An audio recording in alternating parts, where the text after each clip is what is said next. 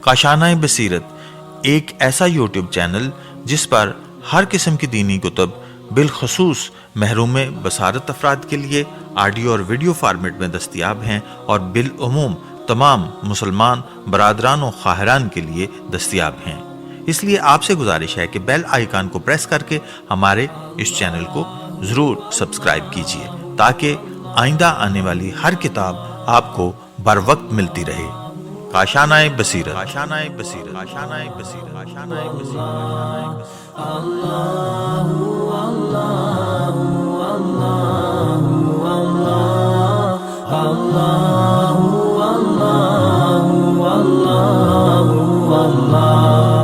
अस्सलामु अलैकुम वरहमतुल्लाहि वबरकातुहू। सामीन, आप जो किताब समाअत फरमा रहे हैं उसका नाम है अल-गदीर, कुरान, हदीस और अदब में, जिल्द नंबर 6। किताब के मुसन्निफ़ हैं अल्लामा अब्दुल हुसैन अल-अमीनी अल-नजफ़ी। किताब का तर्जुमा किया है सैयद अली अख्तर रिज़वी शऊर गोपालपुरी और सैयद शाहिद जमाल रिज़वी गोपालपुरी ने। आज हम आपके सामने इसकी 14वीं रिकॉर्डिंग पेश कर रहे हैं सफ़ा नंबर 227 से। ए अबुल हसन, खुदा मुझे किसी ऐसी मुसीबत में तन्हा ना रखे जिसके लिए आप ना हों। इब्न अब्बास से मनक़ूल है कि उमर बिन ख़त्ताब के सामने एक क़ज़िया पेश किया गया जिसे सुनकर काफ़ी परेशान हाल हुए, चेहरा स्याही माइल हो गया। उन्होंने तमाम असहाब रसूल को जमा किया और इनके सामने क़ज़िया पेश करके कहा, इस सिलसिले में क्या करूं? सब ने बैक ज़बान होकर कहा, ए अमीरुल मोमिनीन, आप अपनी पनाहगाह और मुश्किलात बरतरफ करने वाले हैं। ये सुनकर उमर गज़बनाक हो गए, कहने लगे, अल्लाह से डरो और सीधी बात करो ताकि वो हमारे आमाल की इस्लाह कर दे। असहाब ने कहा, ये सूरह अहज़ाब की आयत नंबर 70 और 71 की तिलावत की थी उन्होंने। असहाब ने कहा, ए अमीरुल मोमिनीन, आपके सवाल के जवाब से हम नावाकिफ़ हैं। उमर ने कहा, खुदा की कसम, मैं एक ऐसे शख्स को पहचानता हूँ जो इस क़ज़िये के असल और असास और सरचश्मे से पूरी तरह आगाह है। लोगों ने कहा, शायद आपका मकसूद अली इब्न अबी तालिब है। उमर ने कहा, हाँ, खुदा की कसम, वही हमारी पनाह और हमारी दादरस हैं। खड़े हो जाओ और उनके पास चलो। असहाब ने कहा, ए अमीर, आप इनके पास जाएंगे? किसी को भेज दीजिए ताकि वो ख़ुद ही आ जाएं। उमर ने कहा, वो कहाँ और हम कहाँ? वो बनी हाशिम और रसूल खुदा की नुमाया शाख और इनके इल्म व दानिश के वारिस हैं। हमें इनकी खिदमत में हाज़िरी देनी चाहिए। सब हज़रत के घर आए, देखा आप घर में कुरान की तिलावत कर रहे हैं। क्या इंसान गुमान करता है कि इसे बेहिसाब और अबस छोड़ दिया जाएगा? आप इस आयत की बार बार तकरार करते हैं और गिरिया करते जाते हैं। उमर ने शरी से कहा, जो मसला मुझसे पूछा था अबुल हसन से पूछो। शरी ने कहा, मैं एक मजलिस क़ज़ाफ़त में बैठा था, अचानक ये शख्स आया और कहने लगा कि एक शख्स ने 2 औरतों को इसके हवाले किया। एक का महर अदा हो चुका था और दूसरी उम्मुल वल्द कनीज़ थी। इसने कहा, मेरी आमद तक इनके अखराजात पूरे करो। जब रात गुज़र चुकी तो दोनों ने एक साथ बच्चा जन्म दिया। एक को लड़की हुई, दूसरे को लड़का, लेकिन दोनों इस बात की मुद्दई थी कि लड़का मेरा है। लड़की का दोनों ही इनकार कर रही थीं। पूरी बात सुनकर हज़रत ने फरमाया, अमीरुल मोमिनीन अली इब्न अबी तालिब ने फरमाया, इनके दरमियान क्या फ़ैसला किया? शरी ने कहा, अगर कुछ जानता होता तो आपके पास ना आता। ये सुनकर हज़रत ने ज़मीन से एक मुट्ठी खाक उठाई और फरमाया, इनके दरमियान फ़ैसला करना खाक उठाने से भी ज़्यादा आसान है। इसके बाद एक ज़रूफ़ तलब किया।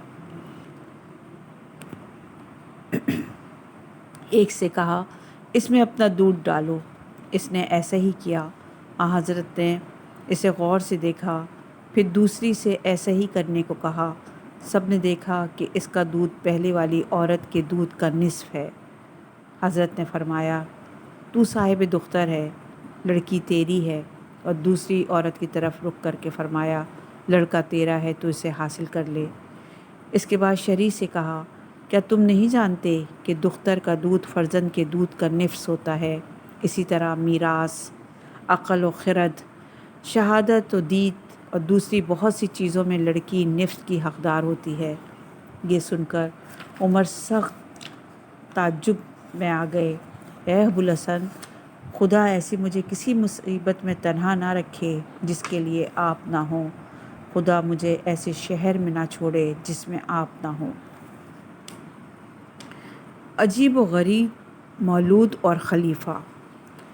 سعید بن جبیر سے منقول ہے، عمر بن خطاب کی خدمت میں ایک عورت کو لایا گیا جس نے ایک ایسے بچے کو جنم دیا جس کے اوپر کا حصہ کے 2 بدن تھے، 2 شکم، 2 سر، 4 ہاتھ، 2 شرمگاہ، اور دوسرا حصہ مردوں کی طرح 2 ران، 2 پنڈلی اور 2 پیر والا تھا۔ اس عورت نے اپنے شوہر سے اس مولود کی میراث کا مطالبہ کیا۔ عمر بن خطاب نے اصحاب رسول کو جمع کیا اور اس سلسلے میں مشورہ کیا۔ لوگوں نے جواب کے متعلق معذرت کر لی۔ عمر نے علی ابن ابی طالب کو بلوایا۔ حضرت نے فرمایا، بے شک یہ امر ایک آزمائش سے کم نہیں۔ اس عورت اور اس کے فرزند کو قید کر دو۔ ان دونوں کے لیے کسی ایسے کو چھوڑو جو ان کی خدمت کرے۔ ان کے اخراجات بھی بے حد کافی ادا کرو۔ عمر نے حضرت کے احکامات پر عمل کیا۔ جب وہ عورت فوت ہوئی اور اس کا بچہ بزرگ ہوا تو اس نے میراث کا مطالبہ کیا۔ حضرت نے حکم دیا کہ ایک نوکر اس کی خدمت کے لیے معین کیا جائے جو اس کی شرمگاہ کی بھی خدمت کرے اور ماؤں کی طرح اس کی ضرورتیں بھی پوری کرے۔ کچھ دنوں بعد ایک بدن نے شادی کی خواہش ظاہر کی۔ عمر نے مولا علی کی خدمت میں آدمی بھیجا، کہا، اے ابوالحسن، ان دونوں بدن کے مسئلے میں کیا فرماتے ہیں؟ اگر ان میں سے ایک نے دوسرے کی ضد اور مخالفت کی، حتیٰ ایک ہی وقت میں ایک جامے کی خواہش ظاہر کر رہا ہے تو اس کا کیا حل ہے؟ حضرت علی نے فرمایا، اللہ اکبر، خداوند عالم اس سے کہیں زیادہ صابر اور کریم ہے۔ ایک بندے کو اپنے بھائی اور اہل سے جامہ کی خواہش کا مشاہدہ کرے، لیکن اس مسئلے کو 3 روز تک ٹالتے رہو کہ خداوند عالم جلدی کوئی حکم جاری فرمائے گا۔ وقت مرگ کسی بات کا مشاہدہ کرے۔ 3 روز بعد وہ فوت ہو گیا۔ عمر نے اصحاب رسول کو اکٹھا کرنے کے بعد سلسلے میں مشورہ کیا۔ بعض نے کہا، اسے کاٹ ڈالو تاکہ مردہ زندہ سے جدا ہو جائے، پھر اسے غسل و کفن دے کر دفن کر دو۔ یہ سن کر عمر نے کہا، تمہاری بات عجیب و غریب ہے، ہم زندہ شخص کو مردے کے لیے مار ڈالیں؟ یہ سن کر زندہ بدن نے فریاد و فغاں بلند کی، میرے لیے خدا کافی ہے، تم لوگ مجھے مار ڈالنا چاہتے ہو، حالانکہ میں لا الہ الا اللہ محمد رسول اللہ کی گواہی دیتا ہوں اور قرآن پڑھتا ہوں۔ یہ دیکھ کر حضرت علی کی خدمت میں آدمی بھیجا اور کہا، اے ابوالحسن، ان دونوں کے سلسلے میں حکم جاری فرمائیں۔ حضرت نے فرمایا، یہ مسئلہ بہت آسان ہے۔ حکم یہ ہے کہ اسے غسل و کفن کر دو اور بھائی کے ساتھ چھوڑ دو کہ اس کی خدمت کرے، اور اسے راہ چلنے میں بھائی اس کی مدد کرے۔ جب 3 روز گزر جائیں گے تو مردہ کا بدن خشک ہو جائے گا، اس وقت اس کی خشکی کی جگہ سے اسے جدا کر دو۔ ایسی صورت میں وہ دردناک نہیں ہوگا۔ بے شک میں چاہتا ہوں کہ خداوند عالم زندہ بدن کو اس کے بعد 3 روز سے زیادہ باقی نہیں رکھے گا، کیونکہ مردے کی عفونیت سے اسے کافی اذیت ہوگی۔ لوگوں نے مولا کے فرمان پر عمل کیا۔ آپ نے جیسا فرمایا تھا ویسے ہی ہوا۔ یہ دیکھ کر عمر نے کہا، اے فرزند ابو طالب، آپ ہمیشہ شبہات کو برطرف کرنے والے اور حکم کو آشکار کرنے والے ہیں۔ کنیز کی حد کے بارے میں اجتہاد خلیفہ یحییٰ بن حاتب سے منقول ہے اس کا بیان ہے کہ حاطب کی وفات کے بعد اس نے نماز گزار اور روزے دار غلاموں کو آزاد کیا۔ حاطب کی ایک کنیز بھی تھی جو صوم و صلوات کی پابند تھی۔ اس نے اس کی رعایت نہ کی اور اس کی بیوگی کے باوجود اسے حاملہ کر دیا۔ بعد میں غلطی کا احساس ہوا تو عمر کے پاس پہنچ کر اس سلسلے میں گفتگو کی۔ عمر نے کہا، بے شک تو نے اچھا کام نہیں کیا۔ وہ اس جملے سے کافی خوفزدہ ہوا تو عمر نے اس کنیز کے پاس آدمی کو بھیجا اور پوچھا، کیا تو حاملہ ہے؟ جواب دیا، ہاں۔ راوی کا بیان ہے، راستے میں حضرت علی علیہ السلام، عثمان اور عبد الرحمن بن عوف سے ملاقات ہوئی۔ اس نے کہا، آپ حضرات کہیے میں کیا کروں؟ عثمان وہیں بیٹھے تھے۔ فوراً پینترا بدل لیا۔ حضرت علی اور عبد الرحمن بن عوف نے کہا، حد بہرحال جاری ہوگی۔ اس نے عثمان کی طرف رخ کر کے کہا، اے عثمان، آپ بھی کچھ کہیں۔ عثمان نے کہا، تمہارے بھائیوں نے تم سے بیان کر دیا۔ اس نے کہا، آپ کہیں۔ کہا، میری نظر میں اس سے نادانی میں یہ حرکت سرزد ہوئی ہے، اور جو ناواقف ہے اس پر کوئی حد نہیں ہے۔ عمر نے کہا، سچ کہا، سچ کہا، قسم اس کی جس کے ہاتھوں میں میری جان ہے، جو اس مسئلے سے ناواقف ہے اس پر کوئی حد نہیں۔ پھر عمر نے 100 کوڑے مارے اور 1 سال قید میں ڈال دیا۔ بحیقی لکھتے ہیں، اس جرم کی سزا سنگساری تھی۔ شاید عمر نے جہالت اور نادانی کی وجہ سے حد ساقط کر دیا اور بعنوان تادیب 100 کوڑے مار کر قید کر دیا۔ علامہ امینی فرماتے ہیں، میں یہ نہیں کہتا کہ اس مسئلے میں 2 احتمال پائے جاتے ہیں، ثبوت حد جو سنگساری ہے، یا شک کی بنیاد پر رفع حد۔ حالانکہ صحیح یہ ہے کہ یہ فیصلہ شرعی منطق اور بیان سے بہت دور ہے۔ میری نظر میں بحیقی کی بات کے بعنوان تادیب، کوڑے اور تابیت کی سزا دی صحیح نہیں ہے، بلکہ اس سے اشکال اور اعتراض اور بھی شدید ہو جاتا ہے، کیونکہ رسول خدا صلی اللہ علیہ وآلہ وسلم کی روایت سے یہ بات ثابت ہے کہ حدود خدا کے علاوہ 10 کوڑوں سے زیادہ کسی کو نہیں مارا جائے۔ ایک دوسری صحیح میں حضرت کا ارشاد ہے، حدود خدا کے بعد سب سے کم حد میں 10 کوڑوں سے زیادہ نہیں مارنا چاہیے۔ آپ کا ارشاد ہے، کسی کے لیے جائز نہیں کہ وہ 10 کوڑوں سے زیادہ مارے مگر حدود خدا کے کسی حد میں۔ حضرت کا قول ہے، تعزیر اور تعدیب کے لیے 10 کوڑوں سے زیادہ نہ مارو۔ حضرت صلی اللہ علیہ وآلہ وسلم فرماتے ہیں، اگر کوئی حد خدا کے علاوہ جاری کرے تو وہ تجاوز کرنے والوں میں سے ہے۔ کیا یہ تمام احادیث خلیفہ محترم سے مخفی تھی، یا انہوں نے ان سے صرف نظر کرنے کا پکا عہد کر لیا تھا اور انہیں پس سے پش ڈال دیا؟ حکم رسول اکرم صلی اللہ علیہ وآلہ وسلم سے خلیفہ کی مخالفت۔ ابو ہریرہ کا بیان ہے، ہم رسول خدا کے آس پاس بیٹھے تھے، ابو بکر اور عمر بھی دوسرے افراد کے ہمراہ ہمارے ساتھ بیٹھے تھے۔ تبھی حضرت ہمارے درمیان سے اٹھ کر چلے گئے اور کافی دیر تک ان کی واپسی نہیں ہوئی۔ ہم خوف زدہ ہوئے کہ شاید حضرت نے ہماری مصابحت قطع کر دی۔ یہ خوف سب سے پہلے میرے اندر پیدا ہوا، اسی لیے میں باہر آیا اور تلاش کرتا ہوا بنی نجار کے ایک انصاری کے باغ میں آیا۔ اندر جانے کا کوئی راستہ نہیں تھا۔ میں ایک نیلا اور دورازہ تلاش کر کے اس میں داخل ہوا۔ اچانک رسول خدا صلی اللہ علیہ وآلہ وسلم پر نظر پڑی۔ حضرت نے مجھے دیکھ کر فرمایا، اے ابو ہریرہ۔ میں نے عرض کی، جی فرمائیے۔ فرمایا، کوئی کام ہے؟ میں نے عرض کی، آپ گفتگو کرتے ہوئے اچانک اٹھ کر چلے آئے تو ہمیں خوف محسوس ہوا کہ شاید آپ ہم سے ناراض ہو گئے ہیں۔ سب سے پہلے مجھے احساس ہوا اور آپ کی تلاش میں نکل پڑا، دوسرے لوگ بھی میرے پیچھے ہیں۔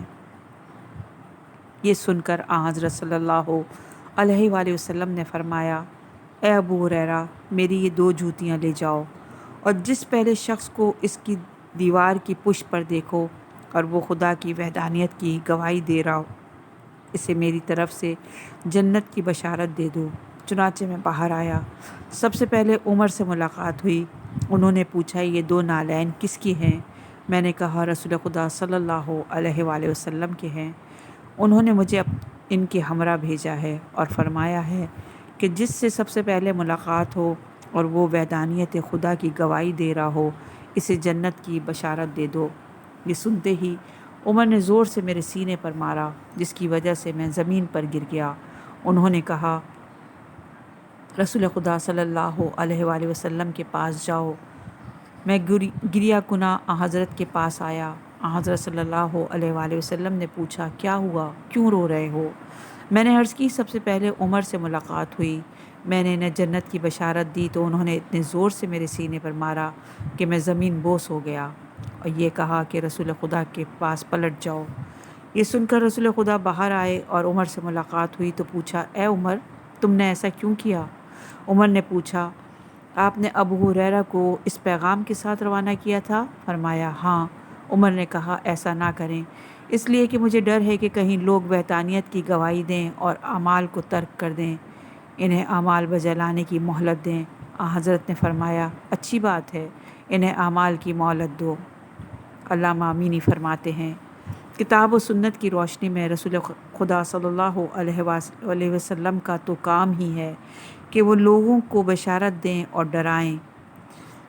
خداوند عالم نے رسول کو بشیر و نذیر کے عنوان سے بھیجا ہے۔ اگر بشارت عمل میں رکاوٹ بنتی تو رسول خدا صلی اللہ علیہ وآلہ وسلم پر واجب تھا کہ وہ بشارت دینے سے اجتناب کریں۔ خود قرآن مجید میں ارشاد بشارت دی گئی، یہ آیت ملاحظہ فرمائیے، سورہ احزاب کی آیت نمبر 47۔ اور مومنین کو بشارت دے دیجئے کہ ان کے لیے اللہ کی طرف سے بڑا فضل و کرم ہے۔ ایک دوسری آیت میں سورہ یونس کی آیت نمبر 48 میں ارشاد باری تعالیٰ، اور صاحبان ایمان کو بشارت دے دو کہ ان کے لیے پروردگار کی بارگاہ میں بلند ترین درجہ ہے۔ اس سلسلے میں بہت سی روایات بھی مروی ہیں جن میں وحدانیت خدا کی شہادت کی ترغیب دلائی گئی ہے۔ رسول خدا نے عبداللہ بن عمر کو حکم دیا کہ لوگوں کے درمیان اعلان کر دو کہ جو بھی لا الہ الا اللہ کی گواہی دے اسے جنت کی بشارت ہو۔ ایسی صورت میں لوگوں کو جنت کی بشارت دینے میں کون سی ممانعت پائی جاتی ہے؟ اس کے علاوہ صحیح توحید کا تقاضا ہے کہ امت ہر اس عمل پر عمل کرے جس کا خداوند عالم نے حکم دیا۔ میری سمجھ میں نہیں آتا کہ جناب والا عمر نے اپنے کس علمی بلبوتے پر رسول خدا کی مخالفت کی ہے۔ آپ ان کی جرأت ملاحظہ فرمائیں کہ رسول خدا صلی اللہ علیہ وآلہ وسلم کی حیات ہی میں ان کی مخالفت پر کمر بستہ ہیں، وفات کے بعد تو اللہ مالک، جیسا کہ تاریخ کے صفحات میں آپ سب نے ملاحظہ کیا۔ کعبے کے زیورات کے متعلق اجتہاد خلیفہ۔ عمر بن خطاب کے عہد خلافت میں کعبہ کے زر و جواہرات کا تذکرہ نکلا۔ بعض لوگوں نے کہا، اگر اسے مسلمانوں کے امور میں صرف کریں تو اس کا زیادہ ثواب ہوگا، اور پھر کعبے کو زر و زیورات سے کیا کام؟ یہ سن کر عمر نے ایسا ہی کرنے کا مصمم ارادہ کر لیا۔ اس سلسلے میں امیر المومنین حضرت علی علیہ السلام سے سوال کیا گیا۔ آپ نے فرمایا، بے شک رسول خدا صلی اللہ علیہ وآلہ وسلم پر قرآن مجید نازل ہوا ہے، اس میں اموال کو 4 حصوں میں تقسیم کیا گیا ہے۔ نمبر 1، اموال مسلمین، اسے وارثین میں تقسیم کیا گیا ہے۔ وفی، اسے مستحقین میں تقسیم کیا گیا ہے۔ خمس، اسے اس کی جگہ پر رکھا گیا ہے۔ صدقات، خداوند عالم نے اس کی جگہ بھی معین فرما دی ہے۔ کعبے کے زیورات اس دن کعبے کے اندر موجود تھے، خداوند عالم نے انہیں وہیں پر باقی رکھا، انہیں اس نے کسی نسیان کی بنا پر نہیں چھوڑا اور نہ ہی اس مکان سے خوف زدہ ہو کر ایسا کیا ہے، لہٰذا تمہارے لیے ضروری ہے کہ انہیں وہیں پر چھوڑ دو جہاں خدا اور رسول نے رکھا ہے۔ یہ سن کر عمر نے کہا، اگر آپ نہ ہوتے تو ہم ضرور ذلیل و رسوا ہو جاتے، اور کعبے کے زیورات کو ان کی حالت پر چھوڑ دیا۔ شفیق نے شبی بن عثمان سے روایت کی ہے، عمر بن خطاب اسی جگہ بیٹھے تھے جہاں اس وقت تو بیٹھا ہوا ہے۔ عمر نے کہا، میں نے ارادہ کیا کہ اس میں کوئی چیز نہ چھوڑوں، یعنی کعبہ محترم میں نہ سونا اور نہ ہی چاندی، مگر یہ کہ اسے دوسروں میں تقسیم کر دوں۔ یہ سن کر میں نے کہا، آپ سے قبل رسول خدا صلی اللہ علیہ وآلہ وسلم اور ابو بکر نے ایسا نہیں کیا۔ میری بات سن کر عمر نے برجستہ کہا، یہ دونوں ایسے افراد تھے جن کی تعصیب میرے لیے ضروری ہے۔ حسن سے منقول ہے کہ عمر بن خطاب نے کہا میں نے مصمم ارادہ کر لیا ہے کہ کعبے میں موجود سونا اور چاندی کو فقراء اور مساکین میں تقسیم کر دوں۔ یہ سن کر ابی ابن کعب نے کہا خدا کی قسم آپ ایسا نہیں کر سکتے۔ عمر نے پوچھا کیوں؟ کہا بے شک خداوند عالم نے ہر مال و متاع کو اس کے مخصوص